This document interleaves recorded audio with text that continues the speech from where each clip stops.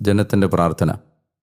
കർത്താവ് നമുക്ക് ചെയ്ത എല്ലാറ്റിനെയും തൻ്റെ കരുണയാൽ അവിടുന്ന് ഇസ്രായേൽ ഭവനത്തിന് ചെയ്ത മഹാനന്മയും പ്രതി അവിടുത്തെ ദയാവായ്പിനൊത്ത് ഞാൻ കർത്താവിൻ്റെ കാരുണ്യം, കർത്താവിൻ്റെ സ്തുതികൾ കീർത്തിക്കും. അവിടുന്ന് അരുൾ ചെയ്തു, തീർച്ചയായും അവർ എൻ്റെ ജനമാണ്, തിന്മ പ്രവർത്തിക്കാത്ത പുത്രന്മാർ. അവിടുന്ന് അവരുടെ രക്ഷകനായി ഭവിച്ചു. അവരുടെ ക്ലേശങ്ങളിലെല്ലാം അവിടുന്ന് ക്ലേശിതനായി. തിരുസന്നിധിയിലെ ദൂതനാണ് അവരെ രക്ഷിച്ചത്. തൻ്റെ സ്നേഹത്തിലും കരുണയിലും അവിടുന്ന് അവരെ വീണ്ടെടുത്തു. കഴിഞ്ഞ കാലങ്ങളിലെല്ലാം അവിടുന്ന് അവരെ സ്വീകരിക്കുകയും സംവഹിക്കുകയും ചെയ്തു. അവരാകട്ടെ മറുതലിക്കുകയും അവിടുത്തെ പരിശുദ്ധാത്മാവിനെ ദുഃഖിപ്പിക്കുകയും ചെയ്തു. അതിനാൽ അവിടുന്ന് അവരുടെ ശത്രുവായി തീർന്നു. അവിടുന്ന് തന്നെ അവർക്കെതിരെ യുദ്ധം ചെയ്തു.